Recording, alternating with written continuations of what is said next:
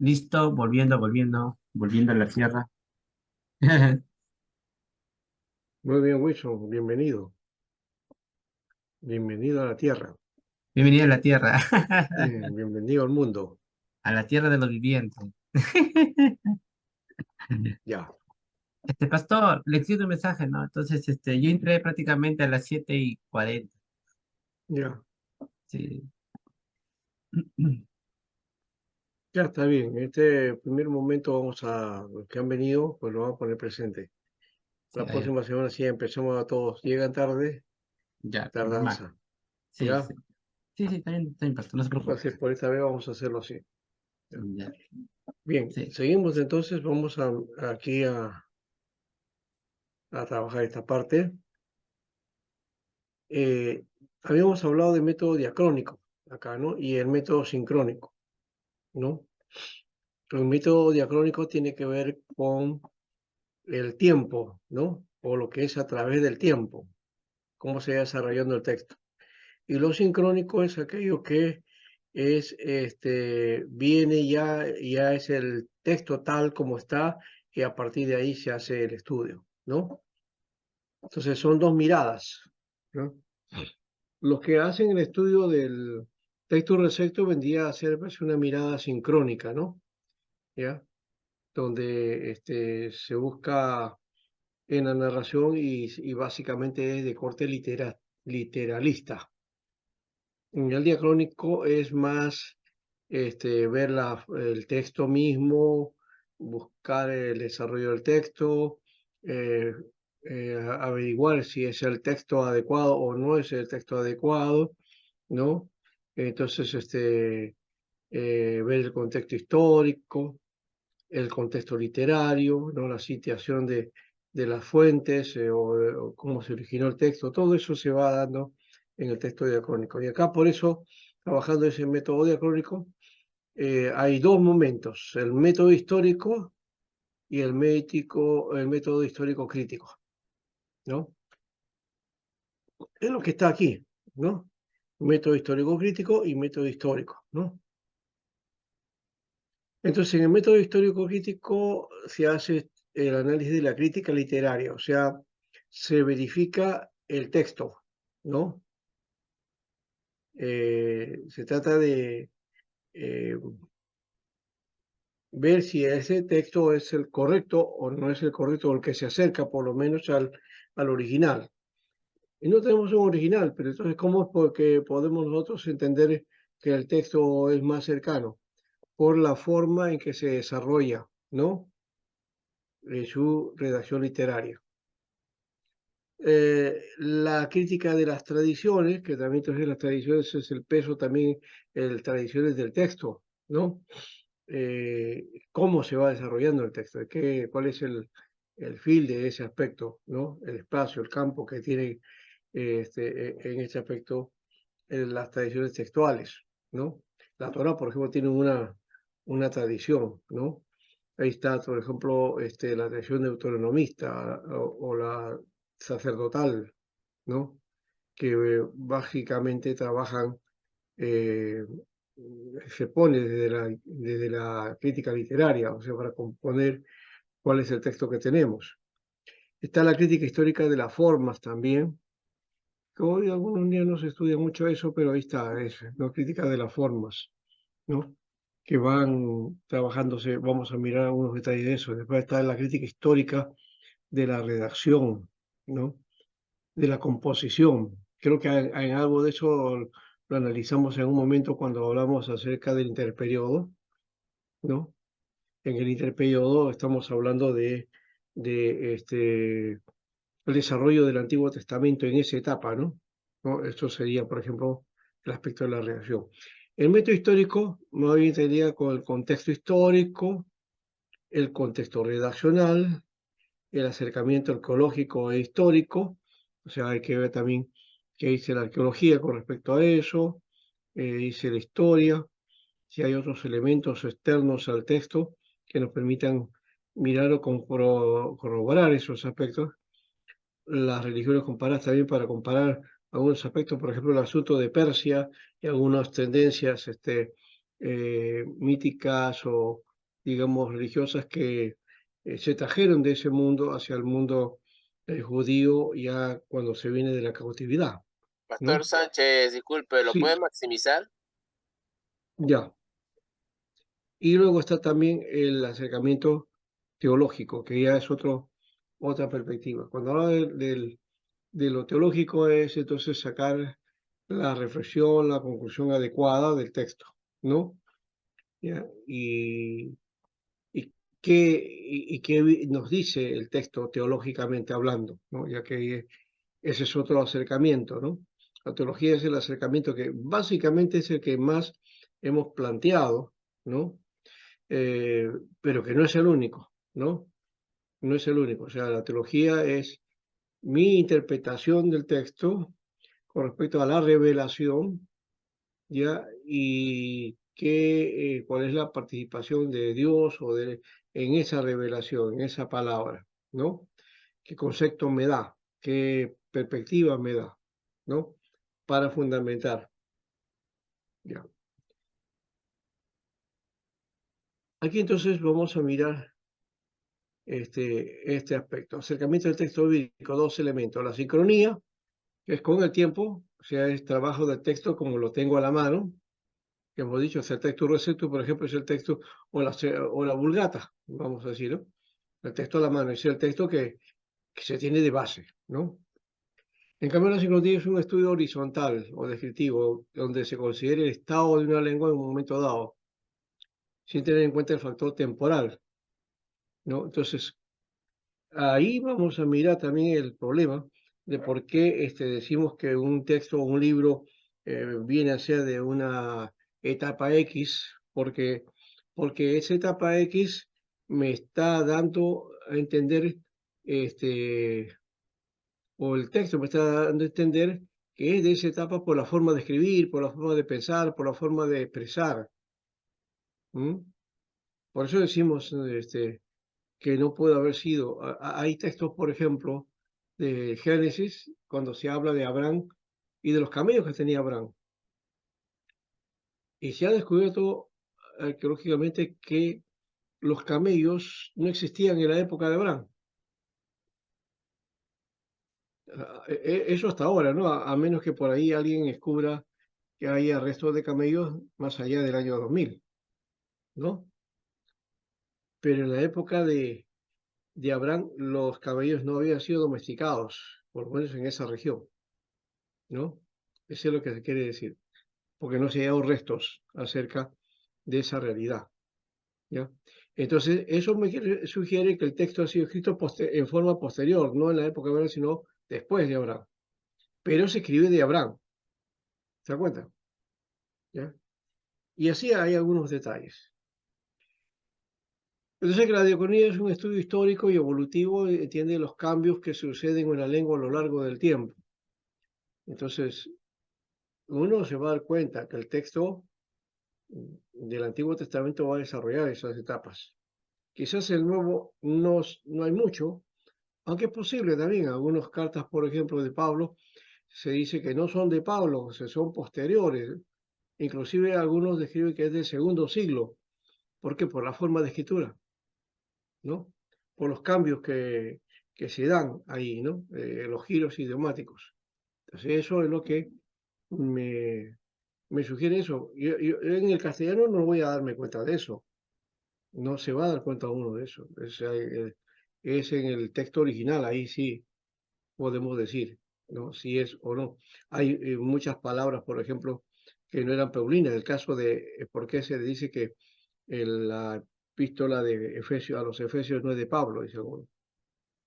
¿Y por qué? Porque ahí en esta carta vamos a encontrar muchas palabras que no están en las demás cartas de Pablo, que no son de uso común de Pablo. O sea, no son del lenguaje paulino, ¿ya? Y entonces uno dice, ¿qué pasó? ¿Por qué Pablo escribe con estas palabras y no como las que estaba escribiendo en las anteriores cartas? Por eso dicen a uno, eso entonces debe ser de otro autor, ¿no? Posterior, Entonces, posterior a Pablo, dice, ¿no, pastor? sí, Posterior a posterior Pablo. a Pablo. Discípulo Claro, por Pablo, eso, de la iglesia de Éfeso. sí. Y ¿Por qué lo dice? Y hemos dicho, porque la lengua, el idioma o la forma, las palabras que utiliza son diferentes al uso de las palabras o la costumbre que tenía Pablo de escribir. ¿Se dan cuenta? Entonces, vuelvo a repetir, eso no lo vamos a encontrar en el castellano, no se va a encontrar eso, es difícil. Ya, pero en el griego sí, porque es el lenguaje original. Más allá de eso, Efesios tiene una concepción paulina, de hecho que lo tiene, ¿no? Es más allá de eso. Entonces, aquí está, ¿ves? La sincronía es el texto recibido, que hemos dicho, la delimitación del texto, ¿no? Es el texto que ya está fijado. En cambio, la diacronía es cómo se originó el texto, ¿no? ¿Cómo se origina? Y ahí está la lexicografía, entonces hay que unir, hay que buscar manuscritos, hay que buscar los rollos, hay que buscar los códices, ¿no? De esto hay mucho, de paso, ¿no? De eso hay mucho, y de eso se trata la exégesis justamente, para mirar y buscar los textos originales. Ujú. Ahora, pero por otro lado, no se trata de que esta realidad son dos planos diferentes o que tengan una existencia separada, sino que es una actitud teórica ante el estudio de la realidad, ¿no? Es una actitud teórica, simplemente. Las dos tienen su valor, por si acaso, ¿no? Eh, el error es tratar de creer que una es mejor que la otra y se atacan uno a otro, ¿no? Creo que ambas miradas son importantes, ¿no? Ahora, el segundo proceso, el sujeto hermenéutico toma en cuenta el texto como palabra de Dios. De ahí que ha de ser bíblico, ¿no? El sujeto hermenéutico debe ser bíblico, porque toma en cuenta el texto como palabra de Dios. Ese es un elemento que debe estar subyacente. Cuando hablamos, por ejemplo, de hacer un estudio de la Biblia desde la perspectiva literaria, si fuéramos, porque la crítica literaria, hemos dicho, tiene que ver con la composición del texto, pero vamos al asunto de la literatura, la Biblia como literatura. Sí, podemos hacer un estudio de la Biblia como literatura, porque la Biblia contiene proverbios, contiene poemas, contiene cánticos, contiene narrativa, contiene adivinanzas, parábolas, metáforas, figuras literarias, y entonces, y también una construcción literaria, ¿no? Una estructura. Entonces, eso no deja de que sea palabra de Dios, porque algunos dicen, no, ¿por qué vamos a hacer eso? Entonces no estás considerando la Biblia como palabra de Dios. ¿Qué tiene que ver el estudio, ya, literario de la Biblia con la inspiración? ¿Le vamos a quitar la inspiración por hacer eso? No, no se le quita.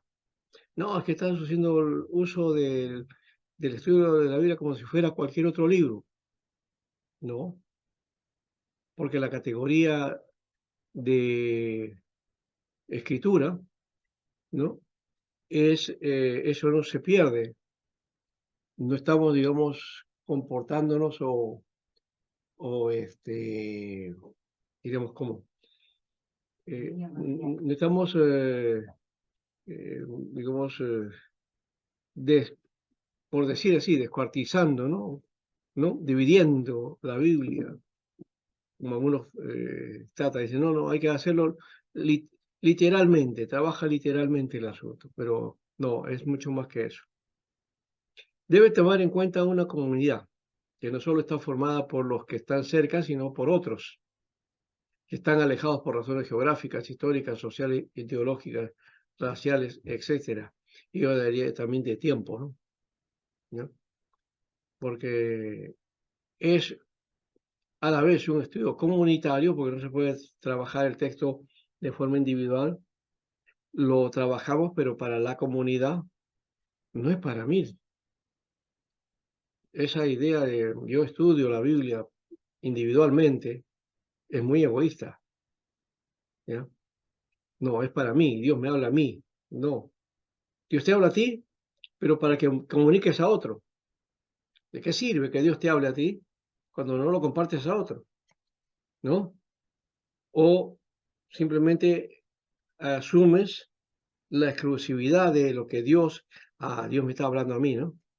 entonces yo soy su hijo preferido, ¿no? E inclusive hay esa idea de la niña de los ojos de Dios, ¿no?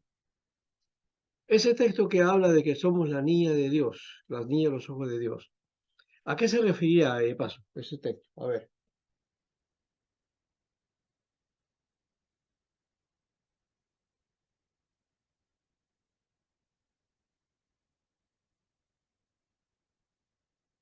¿alguien quería participar? ¿Qué quiere decir el texto cuando habla de la niña de los ojos de Dios?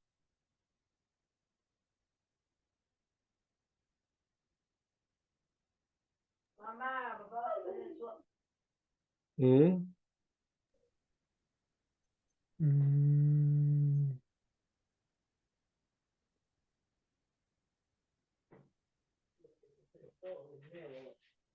¿Que somos algo importante para él?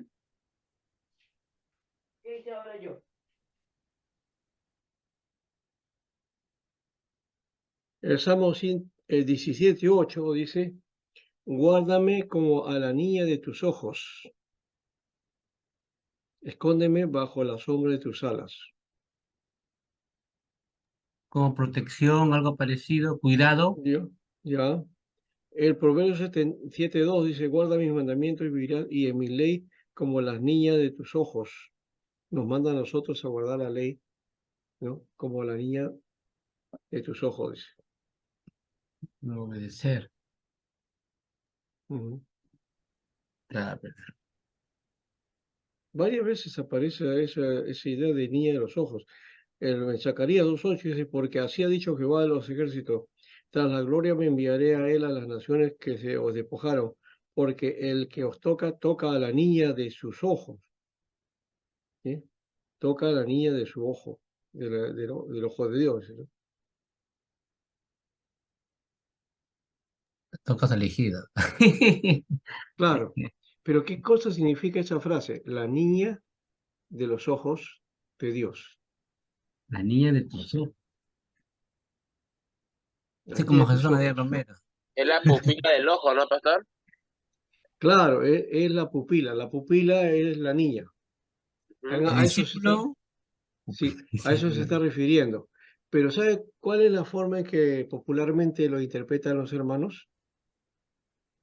Cuando Mm. dice, soy la hija, soy la niña de Dios, la niña de los ojos de Dios. Un hombre de 50 años dice, soy una niña para Dios. Una niña atrapada en cuerpo de hombre.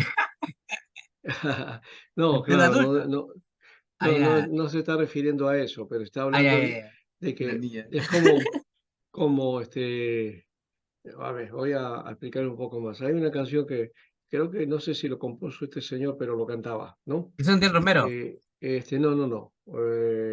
Se lo dedicaba Juan a una Calvetti. niña, a su hija, ¿ya? ¿Qué Es tiene? mi niña bonita, decía, es Es mi mi niña niña. bonita, Allá. ¿ya? Ya. Entonces, cuando a él decía, "Ay, mi niña bonita", estaba hablando de su hija, pues, Claro. la niña de sus ojos quiere decir que es la que le roba la mirada, ¿no? O sea, Mm. todo lo que ya quieres tú, ya yo lo hago, ¿no? No tiene otra mirada, no mira a nadie más que a ella, ¿no? Esa es la idea de la niña de los ojos, popularmente, ¿no? Entonces, tienes una hija y la adoras, pues la quieres, este es el papá, ¿no es cierto? Apachurrador, no tienes más que ojos para ella, ¿no? No miras a nadie más. Esa es tu niña, ¿no? Tu niña bonita, ¿no? Pero eso no es lo que está Ah, diciendo el texto aquí. claro. Cuando el texto está diciendo que nos cuida a nosotros como la niña de los ojos de Dios, está diciendo el cuidado que tiene la pupila hay que cuidarla, es ese órgano, esa parte que compone el ojo, ¿no? Es Ujú, importante, es importantísimo digamos, para que funcione la vista, ¿no? Y es bien delicada Entonces hay que cuidarla con cuidado, con el esmero, ¿no? Entonces hay que, digamos, cuidar y hay que hacer un montón de cosas con respecto a eso, a cuidar la vista, ¿no? No vayas a maltratar tu vista, es lo que dice, ¿no? Entonces, nadie hace eso, ¿no? Porque cuida sus ojos, ¿no? Más allá de que se nos acorte o no, ¿no? ¿Ya? Esa es otra cosa, ¿no? ¿Ya? Aparte que he aprendido también por ahí en una clase, dice que uno se puede hacer ejercicio a la vista, no sabía eso, y que los ojos tienen músculos, ¿ya? Los ojos tienen músculos, y si tú ejercitas esos músculos como haces ejercicio, ¿no es cierto? ¿No? ¿No? Mm. Físicos, también se puede hacer ejercicio con la vista, con los ojos. Y de esa manera cuidas a la niña de tus ojos, ¿no? Entonces el cuidado que Dios tiene de eso, ¿no? Ese órgano tan importante, tan bueno que nos permite a nosotros este, mirar, ¿no? Que al final de cuentas no miramos por los ojos, no miramos por los ojos, ¿sabían ustedes? No miramos con los ojos, perdón.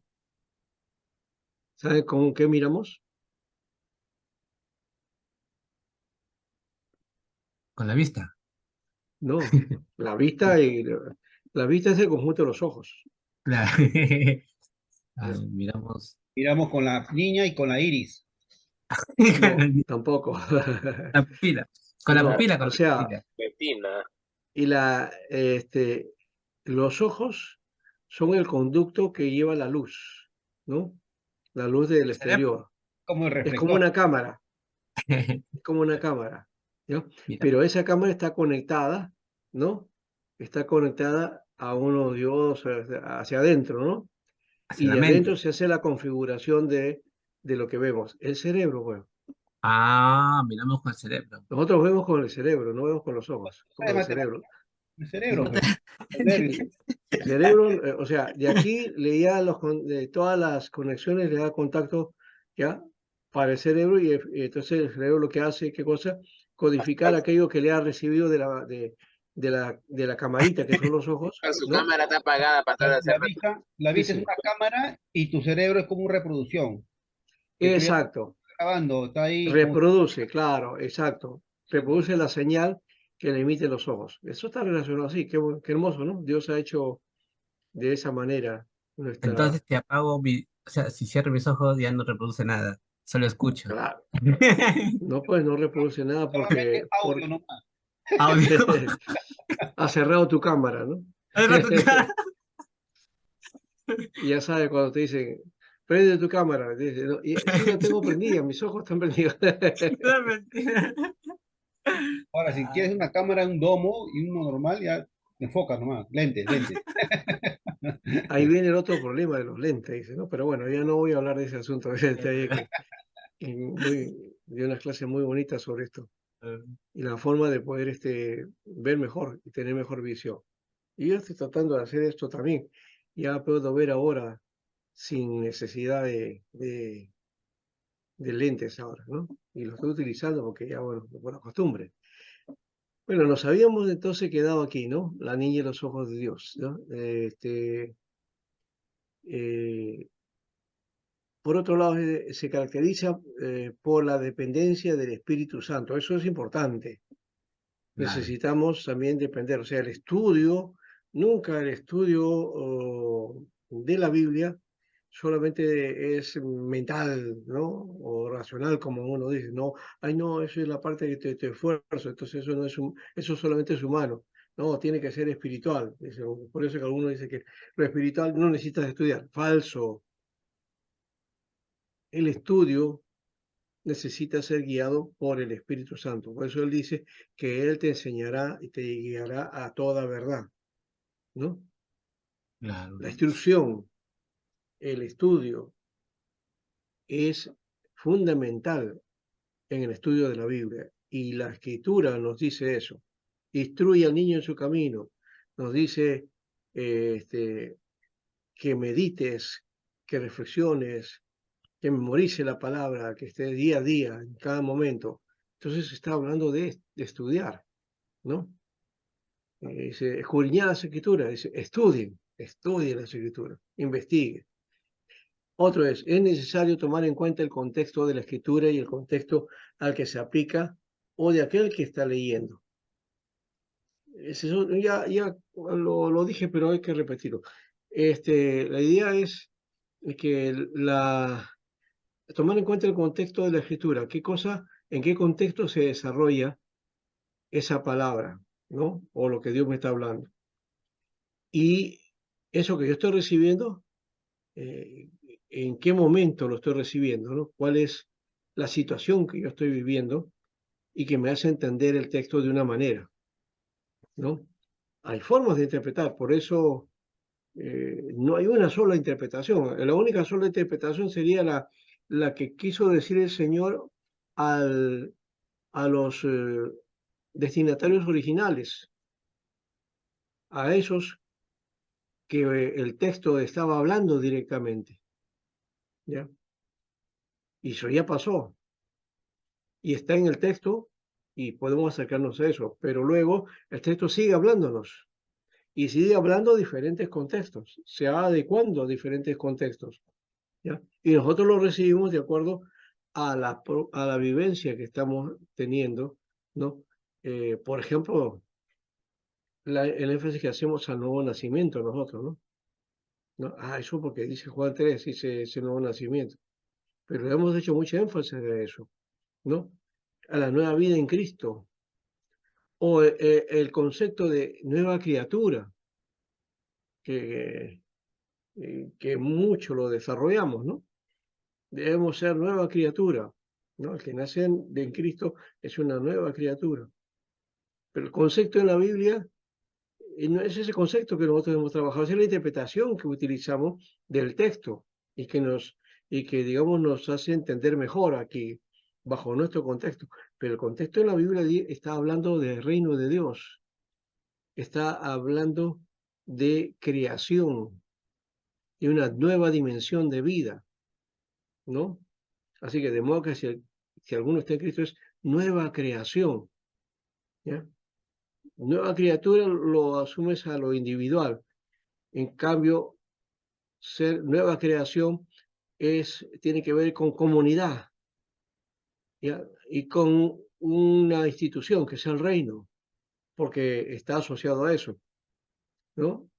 Dijo Jesús, arrepentidos porque el reino de los cielos se ha acercado. Ese es el sentido del que está tratando de hablar Pablo cuando habla de que somos creación para Dios. Y en la nueva creación, ¿cuál es el sentido? El reino, pues, el reino de Dios, ¿no?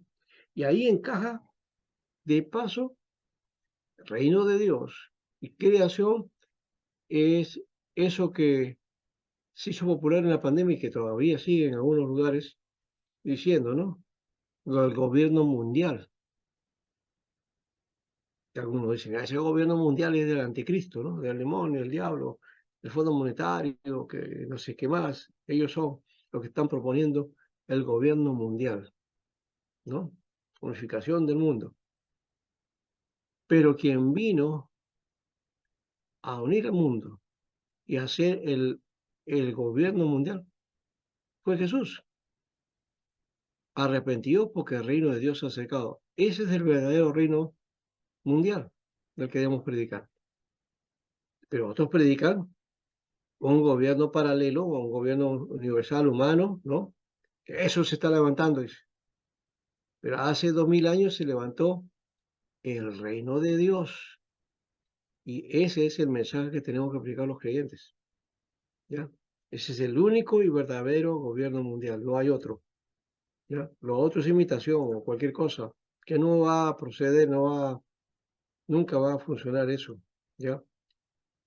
Ya la Biblia habla de que eso ha sido derrotado. Así que, ¿qué miedo hay o qué temor o terror a un gobierno mundial humano cuando el que está gobernando es el Señor y Él va a destruir toda potestad que se levante? ¿Verdad? ¿O no? Entonces, para eso hay interpretaciones, ¿no es cierto? Si yo interpreto apocalípticamente el mundo, entonces lo veo destruido ya, castigo, viene juicio, viene esto, lo otro, y el diablo se levanta aquí, allá, y la gran persecución, ¿no? Y todo lo que se viene contra la iglesia, ¿no? ¿No? Y que el Señor va a preservar a su iglesia de eso, ya. Y yo me pregunto siempre, ¿y por qué no preservó el Señor a la iglesia que era fiel, la iglesia de la iglesia que se llamaba primitiva, o que lo conocemos como primitiva? ¿Por qué permitió las persecuciones y las atroces muertes durante 2 siglos? ¿Mm? ¿Salvará el Señor de una gran tribulación, una persecución a la iglesia de este tiempo? ¿Mm? No, si Él quiere lo puede hacer, su misericordia lo puede hacer. ¿Pero se merece la iglesia de hoy eso? No. No. Si el Señor no salvó a la iglesia primitiva y ellos pasaron una terrible situación, ¿por qué el Señor va a pasar por alto y va a proteger a la iglesia de hoy, que no es pues como la iglesia primitiva, ¿no? Consagrada y dedicada? Nos falta mucho, ¿no? Entonces, Ujú. yo creo que eso va por otro lado, ¿no? Bueno, eso es una reflexión, un pensamiento libre también, abierto, que me doy yo en alguna manera, ¿no? De ciertas tendencias que tenemos en la iglesia a decir, no, esto el Señor va a hacer, esto no va a hacer.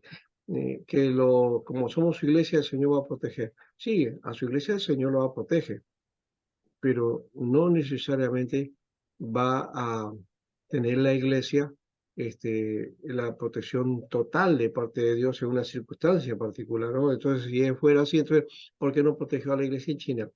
¿Por qué no protegió a la iglesia en Rusia?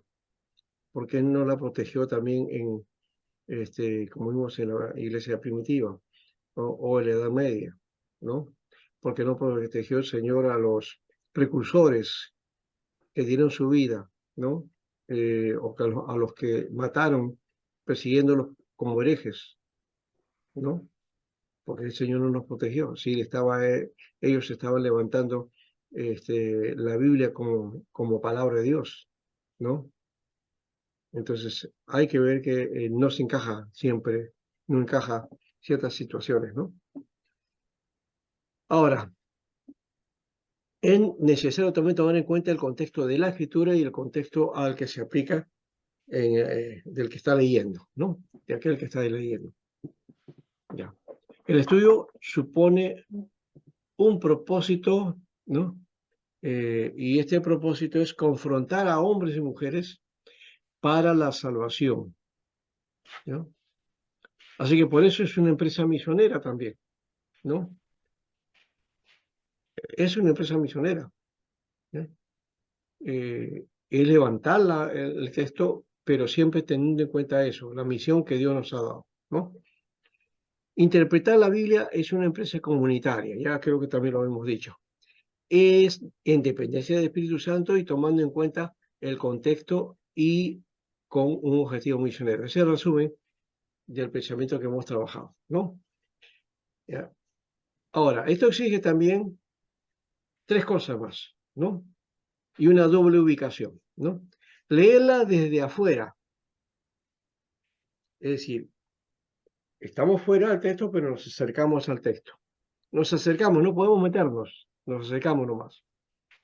Ahora, por otro lado, ese es el primer momento. El segundo momento es leerla desde dentro, es decir, meterme al texto. ¿Y cómo hago eso? Es dejando que el texto se acerque a nosotros, ¿no? Que el texto se acerque a nosotros. ¿Cómo se acerca a nosotros? Cuando el texto comienza a interpelarnos. Interpelar, ¿qué cosa es?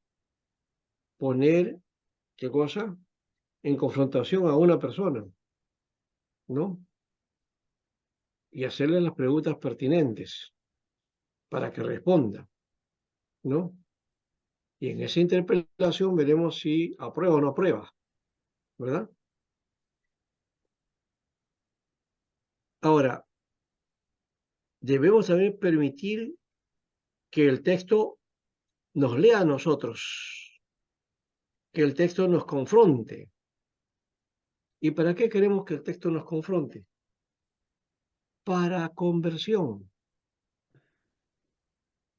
Y ahí eso choca con un don que hemos hecho de la conversión, ¿no? Queremos que alguien se convierte una sola vez, ¿no? Y nace de nuevo, es un convertido, decimos, ¿no? ¿No? El que ha sido perdonado de sus pecados, ¿no? Se ha arrepentido y ahora ha vuelto a Dios, se convirtió, ¿no? Antes caminaba de espaldas a Dios, ahora vuelve a caminar en dirección a Dios, se ha convertido. Pero ¿será esa idea mágica de la conversión de que se produce ese cambio de yo era así y ahora automáticamente ahora soy acá? Y todavía lo hacemos por medio de una oración, a veces por medio de, no sé, algún rito, una forma, ¿no? ¿Ya? Inclusive hemos acuñado una tradición evangélica que se llama la oración del penitente, ¿no? ¿Cuántos no hemos utilizado eso? Como venía una persona y dice, ¿quieres el perdón de tus pecados? Sí, amén. Repite esta oración conmigo. Padre bendito, Señor, sí, vengo a ti, ya, ¿no? A reconocer mis pecados delante de ti. Y reconozco que tú enviaste a tu Hijo, Jesucristo, a morir por mí, por mis pecados, y ahora soy perdonado. Y Él en la cruz llevó todas mis cargas. Y le decimos eso, ¿no? Es una oración resumen de todo eso que Dios ha hecho por nosotros. Bueno, no está mal, pero eso lo sistematizamos de tal manera que es repetir nomás, ¿no? Ya repite eso, ya como tú lo repites, ya lo has repetido en tus palabras, ahora ya eres salvo. ¿Será salvo la persona porque ha hecho eso? No. No necesariamente, yo no digo no necesariamente, ¿ya? Porque podía ser que una persona sí lo esté haciendo por convicción y seguridad y todas esas palabras le llegan a su corazón, bueno, está convirtiéndose, es su momento, pero puede ser que no, en otro caso, ¿no? Solamente repite eso y ya, repitió, no pasó nada, ¿no? Y va a la iglesia porque ya le gustó aquí y allá, y lo traemos como creyente, todo, pero y se pasa como creyente. Y cuando va escuchando la palabra, va escuchando, y si su corazón es quebrantado, recién ahí, en algún momento, Dios le va a producir esa conversión, ese nuevo nacimiento. Pero después en el proceso siempre hay cosas, porque no somos perfectos. El que se convierte no significa que ya está santo, inmaculado, puro, perfecto, ¿no? Entonces ya estaríamos en el cielo, ¿no? No, somos seres humanos, entonces somos imperfectos. Y, y en el proceso de nuestra vida cristiana van a ir saliendo los defectos que tenemos, ¿no? Los muchos defectos que tenemos. De paso, yo se lo dije a los de primer año, en una situación diferente de otro curso, pero también tenía que ver algo así con esto. El cambio que se produce también tiene que ver con conducta, ¿no? Y una cosa que me llamó la atención fue alguien, no sé quién fue, pero colgó una foto en el WhatsApp después de las clases, cómo había quedado el salón de clase. Y sí sabe que había publicado en las fotos. Las mesitas, ¿no? Las carpetas tenían abajo, ¿no? Su cajoncito, ¿no? O sea, como un lugar para poner depósito de cosas. Bueno, ahí habían dejado bolsas de plástico, papeles, bolsas digamos, de estos productos, ¿no? De comida, de cosas así, ¿no? Un producto chatarra. De comida chatarra y todo eso. Ahí estaba, ¿ya? No sé si había también ahí botellas o algo por ahí, ¿no? De eso. Estaba tomando su gaso, la dejó ahí. Y ahí estaba eso, figurado. ¿Qué me está diciendo eso? Como creyentes debemos ser los mejores, ¿no es cierto? Y en ética, si decimos que somos convertidos, somos una criatura, quiere decir que también esto no debo dejar cosas así, ¿no? Porque eso dice poco de nosotros. Y de paso, como futuros ministros, o si ya son algunos, eso también nos denigra. O de repente dice, bueno, es que no nos enseñaron. No, sí, podría ser. Pero hay que aprender, pues, en el camino, ¿no? Ya. Estamos en ese proceso de aprendizaje y eso es bueno. Ya, cuando ustedes salgan ya y sean ministros, sean pastores, ahí sí va a ser el problema, ¿no? Porque si están en una sala ahí, una asamblea, y están y dejan todas las cosas ahí, la basura ahí o en el suelo, ya eso me va a decir que hay algo está pasando, ¿no? En esos ministros, ¿no? ¿No? Mire, hay una cosa que fue característica y que ha sido característica varias veces y en varios momentos los japoneses, ¿no? La gente japonesa, cuando va a un evento, cuando va a un lugar, ¿no? De evento masivo, un evento deportivo, o un concierto, ¿sabe lo que hacen ellos? Al final del evento, lo que hacen es llevarse todo aquello que han consumido, de los desechos de lo que han consumido, agarran y lo ponen en una bolsa, y lo llevan y lo dan a un depósito. Dejan todo limpio. No son creyentes, ¿eh? Muchos de los japoneses son budistas, pero hacen esa actividad. Dejan limpio. ¿No es bueno eso? Es bueno, pero también a nosotros, ¿no? Es como una cachetada a nosotros en la cara. Nosotros somos cristianos, deberíamos comportarnos mejor que ellos. Y ese detalle ya muestra algo ahí, ¿no? Entonces, ya está bien. Hay que confrontarnos con el Señor, o sea, que habla también del cuidado, ¿no? De estar purificados, pero también verificar el lugar donde estamos, ¿no? O limpiarlo, ¿no? De tal manera. Entonces, eso se confronta con la palabra para convertirnos, es decir, para ya no ser lo mismo ahora. ¿Ya? Bueno, espero que para el próximo curso superintensivo, ya saben lo que tienen que hacer, ¿no? Entonces, ya, han comido, coman lo que ustedes sean, está bien, pero no lo dejen ahí en la carpeta. Vayan y al depósito que corresponde, ¿ya? Y eso por iniciativa propia, no porque lo mandan o porque lo digan, no. Porque si ya nos lo dicen, ya es otra cosa, ¿no? Hermano, a estudiantes, ya saben, hay que dejar limpio el salón. Ya, te lo dice, ya lo tienes que hacer, pues, ¿no? Pero cuando nace de iniciativa, entonces dice, ah, ya, acá sí se ha entendido mejor. ¿Se da cuenta?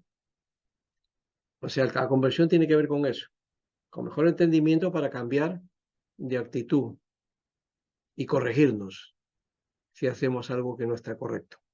¿Ya? Muy bien. Ahora, otra cosa que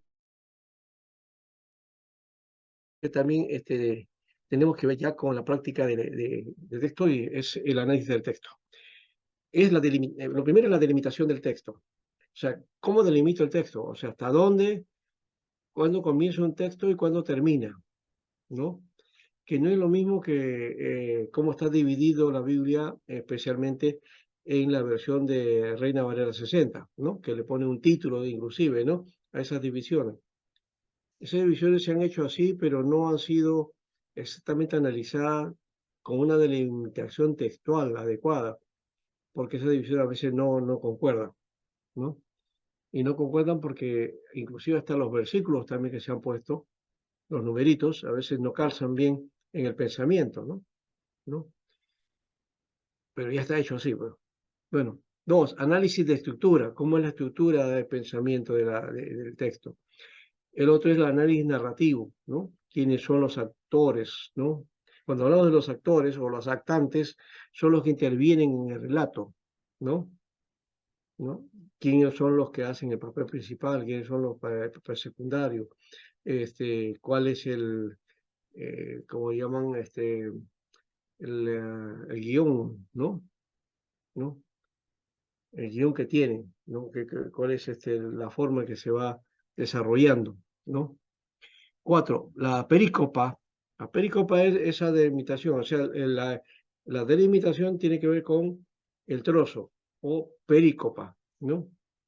La perícopa es el análisis de la misma, ¿no? El análisis de esa perícopa, ¿ya?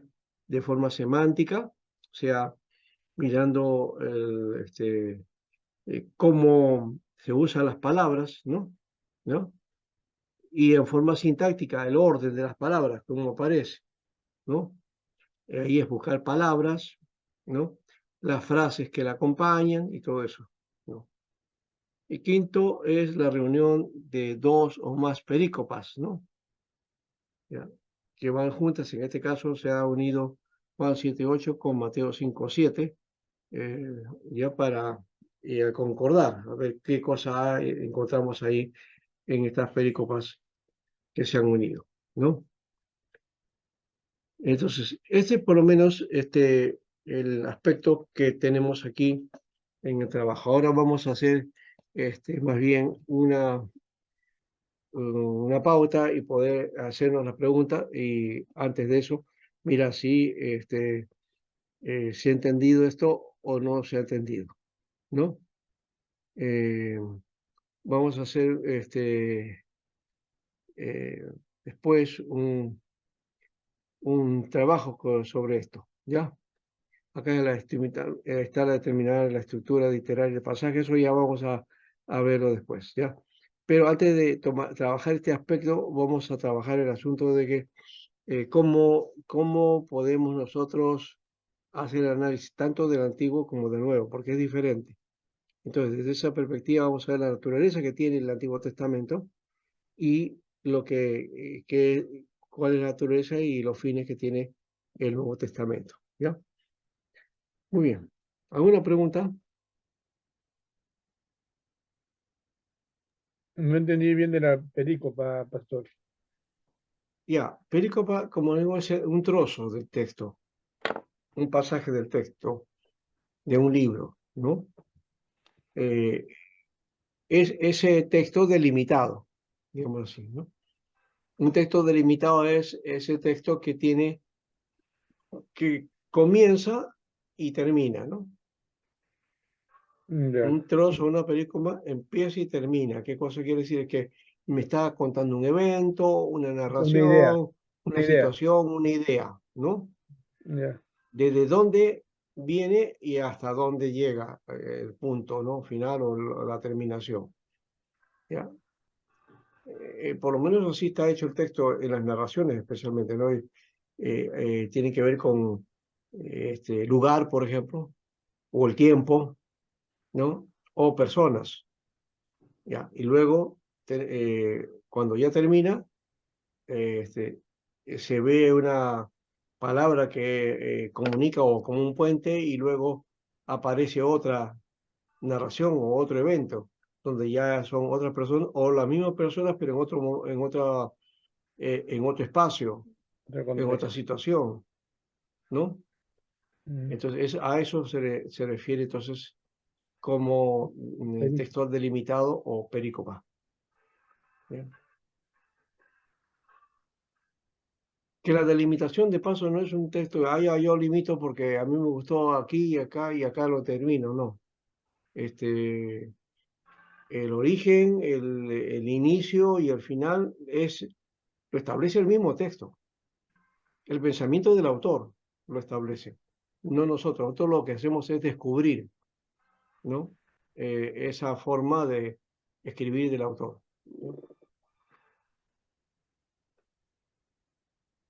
Ujú. Ya, pastor, gracias. ¿Ya?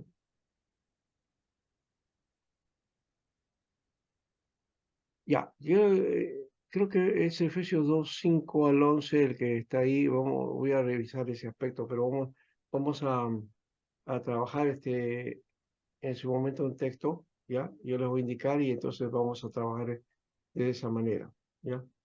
¿Alguna pregunta?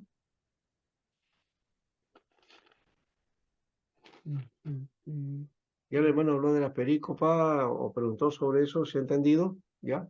Creo que sí, ¿no? Sí, sí, Eh, yo eh, peri significa alrededor, ¿no? Alrededor. Copa es hacia, el contenido, ¿no?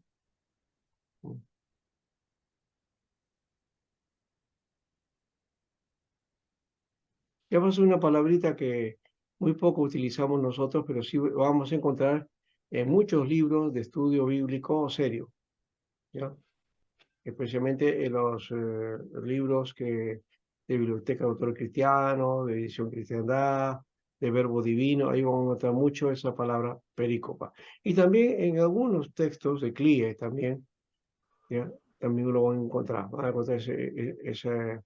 esa nomenclatura, esa palabra, que no es muy común dentro de, digamos, dentro del sector popular de la iglesia y de los pastores, ¿no?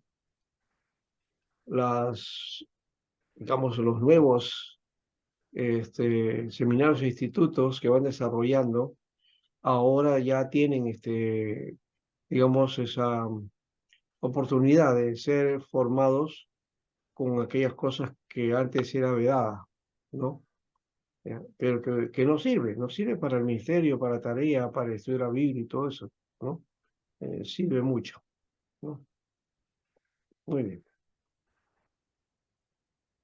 De paso, esos libros ya se los he publicado, ya están en WhatsApp y pueden bajar. Y voy a bajar también otros libros más, ya lo haré ya pues en los días siguientes para que ustedes puedan tener entonces los libros ahí, ¿ya? Esta tarea de exégesis de alguna manera es práctica también, ¿no? Claro, hay que conocer una teoría, pero también el proceso. Hay formas de hacer exégesis, no hay una sola forma, ¿ya? Hay varias formas, ¿ya?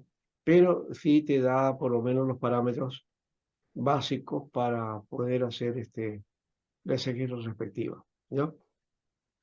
Básicamente la exégesis es ir al texto y buscar el texto original. ¿Y qué me dice ese texto? ¿Ya? Es como si tuviera que viajar a ese mundo, ¿no? Al mundo, al tiempo del texto, ¿no? Para tratar de comunicarme. Claro, viajar puedo al pasado, sí, pero yo voy con mis presupuestos, es decir, con lo que yo pienso aquí en el siglo XXI, ¿no? Eh, como no conozco el mundo de aquel tiempo, tendría que adaptarme recién, si llego a eso, ¿no? Adaptarme a ver qué cosa, cómo pensaba, cómo sienten, cuáles son sus reacciones, todo eso, ¿ya? Y de repente me va a aparecer otro mundo, y es otro mundo, de hecho, es otro mundo. Por eso que el mundo del texto es otro mundo, es un mundo que no conocemos, que no hemos vivido nosotros, ¿ya? Y que seguro estamos dispuestos a vivir porque hemos sido educados en el siglo XXI, con otras expectativas, con otras formas, con otra visión, ¿no? Y con una tecnología diferente, ¿no? La tecnología de ahora, ¿no? ¿Cómo se viaja hoy día? ¿No? Se viaja en transatlántico, en aviones, ¿no? O en buses, ¿no? ¿Cómo se viajaba antiguamente ahí? En barcos. Y unos barcos que no eran muy grandes, ¿eh? No eran transatlánticos, eran barcos pequeños, ¿no? No tenía mucha no, capacidad, no. A veces habían barcos para 50, 100 personas, ¿no?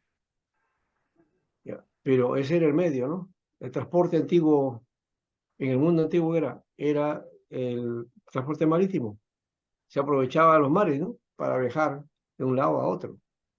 Y tener un puerto en un lugar implicaba una ciudad, y una ciudad cosmopolita, porque estaba comunicado, ¿no? Ese es un contexto especial. Hoy día, ¿para qué sirven los puertos? Ya los puertos ya no sirven para viajar. Los puertos sirven para hacer, no uso la palabra tráfico, mejor para hacer comercio, ¿no? ¿No? Para hacer comercio, o sea, es, es enviar mercadería a otro mundo, a otro país, y recibir mercadería de otros países, ¿no? ¿No? Hacer ese intercambio, ¿no? Y hoy día en comercio necesitamos el puerto. El puerto sí tuvo esa idea también en esa época, pero también era para viajes, para viajar. Otra cosa más, la forma de comunicación. ¿Cómo era? Alguien quería escribirle una carta a su pariente, ya, se lo escribía, pero no iba al correo, no había correo. Y de paso ya no tenemos correo acá, ¿no? En este tiempo, ¿no? Serpos es el único institución, creo que se dedica, o también está DHL, y hay otras empresas, ¿no? Particulares. Pero antes era el correo central en Lima, inclusive el edificio todavía existe, ¿no? Donde era el correo, eso era una cosa fabulosa, ahí íbamos a mandar los telegramas, las cartas, los cables, en fin, todo eso que había en esa época, ¿no? Esa es la tecnología que teníamos en esa época, ¿ya? Entonces, la tecnología de aquella época utilizaba los barcos, entonces las cartas, las formas de comunicación, envíos, encomiendas se hacían por barco y siempre se hacía por medio de alguien, de una persona, ¿no? Que había llevado, ¿no? O que tenía ese encargo de llevar algo, ¿no? La encomienda o el barco, o la carta, o el documento, ¿no? Y así llegaba, ¿no? Y de eso agradecía a Pablo, por eso decía, esa forma de escribir, esa forma de comunicar, permitió que se desarrollara el Evangelio y también se desarrollara la iglesia, ¿no? Entonces hay que contemplar todos esos elementos, por ejemplo, ¿no? En el caso de los evangelistas, de los discípulos, los apóstoles. En el caso de los profetas es de otro modo, ¿no? ¿No? Y tiene que ver con esas monarquías sobre las cuales se había desarrollado Israel y las relaciones que tenía con los otros pueblos, ¿no? ¿No? Alguna relación política y social, ¿no? Entonces los profetas anuncian eso y describen eso también, ¿no? Por eso que algunos dicen que cuando se habla de un análisis político de la realidad, pero esos son los nuevos profetas. ¿Por qué? Porque los profetas del Antiguo Testamento hacían eso, el análisis de realidad, que hoy día uno que dice ser profeta o que tiene el don de profecía, no hace eso hoy día, ¿no? Sino que ha espiritualizado la concepción del ministerio profético, ¿no? ¿No? Que es hablar de que te va a pasar esto acá, o te va a pasar esto allá, vas a hacer esto, vas a hacer aquello, o que Dios te quiere para acá. Ya, a eso le llaman profecía, ¿no? Pero el profeta del Antiguo Testamento denunciaba los males de su tiempo, ¿no? A los jueces, a los sacerdotes, al rey, a la nobleza, a los empresarios, a los ricos, la actitud que tenía con los pobres, ¿no? Cómo explotaban, todo eso lo dice este, el contexto profético. Nosotros cuando analizamos esos textos, lo espiritualizamos, ¿no? Nadie denuncia ninguna injusticia de ese tipo, ningún creyente está haciendo un huelga o paro, ¿no? Es todo lo contrario muchas veces. Pero los profetas sí hacían eso. Isaías, por ejemplo, Dios lo mandó a que esté 3 años desnudo. No porque estaba loco, sino como una muestra de la desnudez que tenía Israel, ¿no? O sea, es una locura, ¿no? ¿Qué va a hacer una persona hacer eso ahora? ¿No? U otras cosas extrañas que hay en la Biblia, ¿no? ¿No? Eh, Antes, por ejemplo, cómo humillabas a tu enemigo? ¿Mm? Cuando le rasgabas la nalga, ¿no? Y lo dejabas con la mitad de la nalga desnudo, ¿no? Y así ibas. Hoy día ya no se hace eso, ¿no? Entonces, todo eso se debe a ciertos aspectos contextuales que la Biblia nos denota, ¿no? Muy bien. ¿Alguien más? No, solamente escuchó a un par de ustedes y los demás no. Me gustó, miren la interacción que hubo, a pesar de que algunos me dijeron que no habían entendido mucho el hebreo, pero hubo mucha interacción, que algunos venían y preguntaban y en la sala se preguntaban mucho ahí, pero acá en el aula estoy viendo que no, están calladitos, ¿no? Pastor, entonces, por ejemplo, el estudio del hebreo y el griego también tiene que ver con el exégesis, ¿no? Claro, es para eso Claro, justamente. Para eso es. O sea, ¿para qué Parte, es vas a estudiar parte. hebreo si no es parte, para hacer exégesis? ¿Ah? es parte de... Claro. Claro, es Mm, parte. Ya es para parte de eso. complementar, pues sobre todo. Es para complementar, No, no es para complementar. No, no, no, no. ¿no? El hebreo y para el griego exponer el texto. son base para poder Para. hacer exégesis. Ah, ya. Sin el texto hebreo, sin el texto griego, no puedes hacer no puedes hacer Ah, exégesis. Sí. Bueno, algunos dicen que van a hacer exégesis, pero en castellano. Se puede hacer eso, se ah, puede ya. hacer, Lo que es, pero no vas a llegar al fondo del texto mismo, de lo que quiso decir el texto, porque ya el texto en castellano es un texto que ha tratado de trasladar las ideas, pero ustedes saben que una idea que se da en un lenguaje no se puede interpretar o literalizar en el otro para que se pueda entender, no, porque puede entenderse de otra manera. como, Y de hecho que se entiende de otra como manera. Salmo 23 que nos enseñó en el intensivo, ¿no? Ah, ya, Jehová eso no también, me claro. faltará, no me faltará. Claro, él no Nada. me va a faltar. Sí, Cuando sí, cuando hablamos de nada me faltará, hablamos de cosas materiales, ¿no? Que no nos va a pasar la comida, esto. eso, Pero cuando decimos Jehová es mi pastor, no me faltará, quiere decir que aunque esté con hambre, aunque esté enfermo, aunque tenga problemas, Jehová Dios no me va a faltar, siempre va a estar ahí. Va a claro. Y estar ahí. por eso dice, aunque ande en valle de sombra de muerte, no No temeré mal temerá, alguno, así es, ¿no? Entonces, ¿Por primero qué? islas. Porque él no me faltará, no ¿no? me faltará, ¿no? Es también, Claro, también interesante, pastor, porque, por ejemplo, muchos piensan que la hermenéutica, claro, la hermenéutica y el exégesis tienen conceptos distintos, pero como te dice, ¿no? Los dos se complementan porque si no hay una buena exégesis, no puede haber una buena hermenéutica. claro. Ya, y de ahí también de paso voy a mandarles libros de hermenéutica, de Wycliffe, por ejemplo, es un muy buen libro. Y también, Hay muchos pastores que solamente hacen hermenéuticas y no practican el sí, exégesis. Por eso es que sí. No, interpretan la Biblia de manera literal. ya, pero es que así hemos sido aprendidos, hemos sido enseñados de esa manera, pues, ¿ya?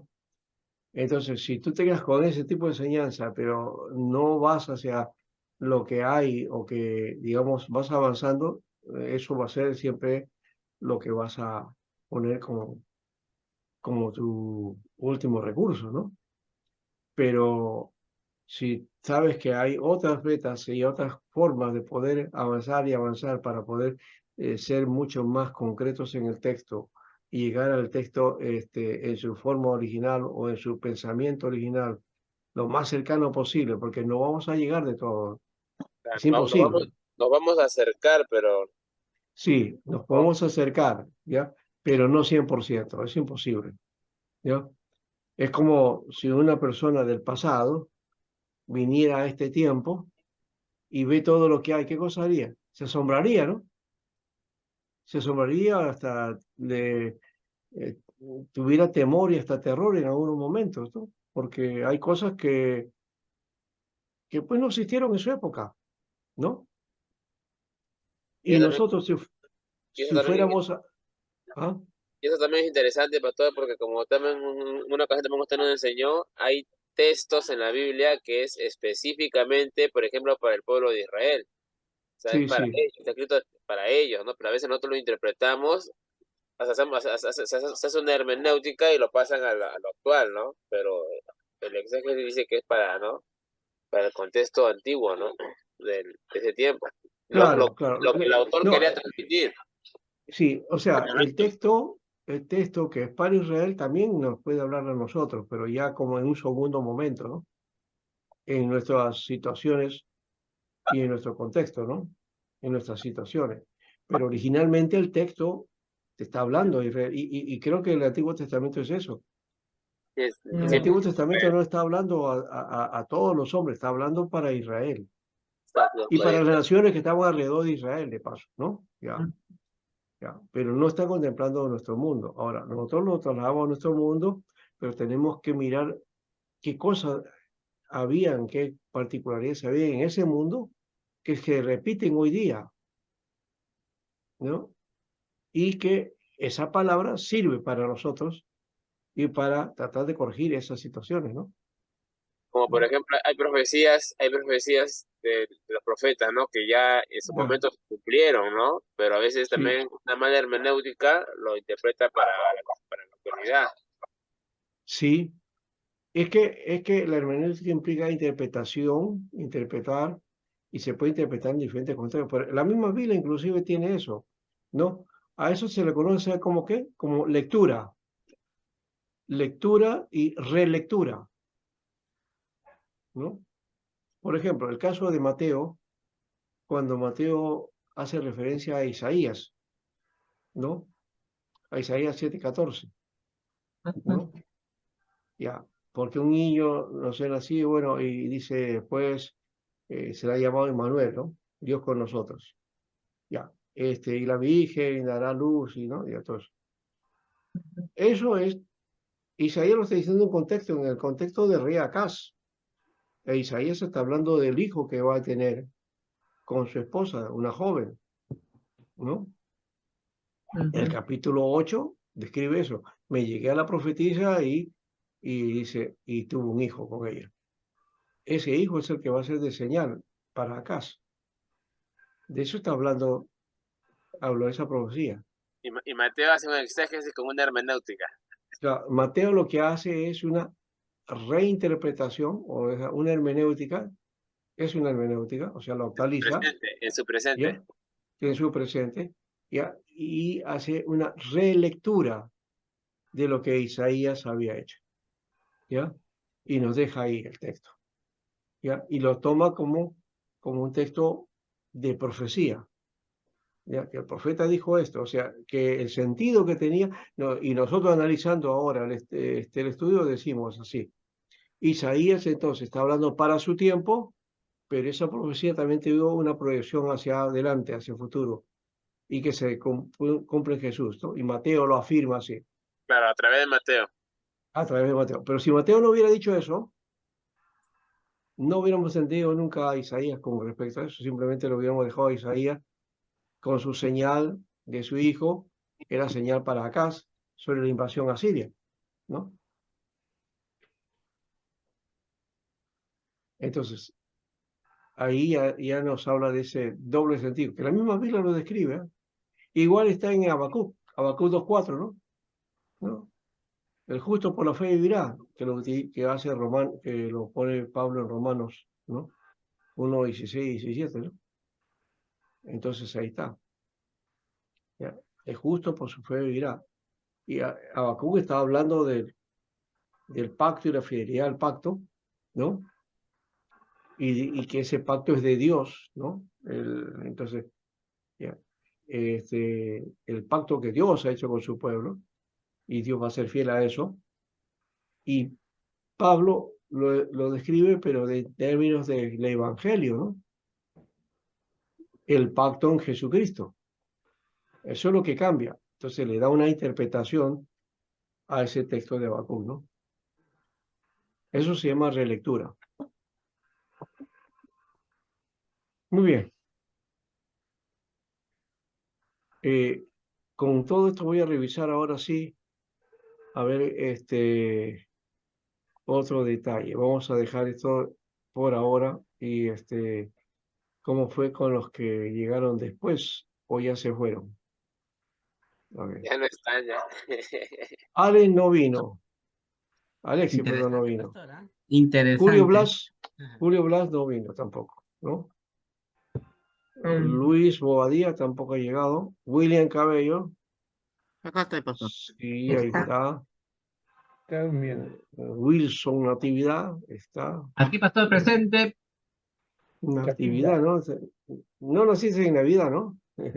No, pastor, en Pero te ha septiembre. puesto un nombre navideño, Natividad. La nacimiento de Jesús. Sí. Yamir Girón, no está. Pablo Lezameta, Tampoco. tampoco Hermano está. Pablo, hay que llamar a hermano Pablo. La semana pasada no se conecta. Llámale, hermano. David Melgarejo, Dice. David no está. Alexis, llámalo. Sí, pues Alexis tampoco va a venir. Bueno, Lo de Piura no han entrado ni uno. Leila, nada más creo. por ahí. Leila, sí. Sí, Iván también entró. Pero Sí, ya no listo. están, ya se desconectaron. Sí, ya. Bueno, ya son las 10. Vamos ahora sí a cerrar. Ya. Ya, pastor. Entonces, les dejo los libros, voy a seguir bajándoles y cualquier cosa por el WhatsApp vamos a indicar algunas cosas ahí, ¿ya? Ya. Y espero que los demás se incluyan. Pero estaría bueno, una iniciativa básicamente sería hacer esto, ya que hemos hecho este asunto de seguir y hermenéutica, hagan un resumen de eso, ¿ya? Utilicen los libros de hermenéutica y utilicen los libros de exégesis para ver la diferencia entre uno y otro, ¿ya? Para que quede más marcado el asunto. Hay que hacer Entonces, un hagan resumen. ustedes trabajo. Sí, es como un artículo que hagan, ¿no? Sobre Un artículo. Conceptos exégesis claves. y hermenéutica, Una coincidencias y diferencias, Ya, ¿no? pastor. Ya qué cosas son, en qué coinciden, en qué son parecidos y en qué hace diferencia, Evidencia. ¿no? Sí, Ya. eso es básicamente lo que tenemos que ver, ¿no? Y poner también entonces el concepto de hermenéutica y el concepto de exégesis, ¿no? Cada uno. Entonces eso creo que va por ahí. Ahora sí ya está más ordenado el asunto para ustedes, ¿no? Entonces, no es que la serie sea una cosa diferente. Al final es interpretación igual. Es interpretación. Dentro del mundo de la interpretación, la exégesis y la Exégesis. hermenéutica son dos elementos, pero que tienen un principio o una mira, ¿no? La exégesis te estudia, te analiza el texto en el pasado. El pasado. La hermenéutica te En el estudia presente. el texto en su interpretación presente, ¿no? Nada más. Eso creo que tiene que quedar bien firme. Entonces les dejo este trabajito para que ustedes lo busquen ahí, ¿no? En los libros que les estoy enviando y en algún otro libro que de repente por ahí tiene. Pongo el de lectura eficaz de la Biblia ya no lo he puesto porque creo que ya lo tienen. Yo lo mandé y he visto que también otros profesores les han mandado. Así que estamos repitiendo libros en algunos casos, ¿ya? Pero está bien para ustedes, ¿ya? Muy bien, ahora sí, nos vamos, nos vimos. Bueno, nos vimos nosotros de los que están prendidos con la cámara prendida. Daniel no está sin cámara, Henry también, aunque está con su caballito ahí, le damos el saludo al Sí, caballo. más por acá estoy escuchando. Sí, bonito caballo. Ya. Cambió la Recordando. oveja por un caballo. Pero ese caballo está ya montado, no sé quién está ahí. Ah, Sí. tiene su nieto ya. Creo que su oveja lo ha cargado. Y Leila, que ahí está, ¿no? Leila, Ahí buenas está todo. noches. Ahí está todo. Leila, todo. Y nos vemos la próxima semana. Entonces le digo, Lei Trao, hasta la próxima. Hasta luego, Lei Trao. Shalom, shalom, Hasta shalom. la vista. Lei Trao. ¿Ya? Shalom, shalom. Shalom. Chao. Chao, Gracias. papi. Bendiciones, Dios le bendiga, compañeros. Bendiciones. Dios les bendiga. Laila Laila Top. Listo. Laila Top.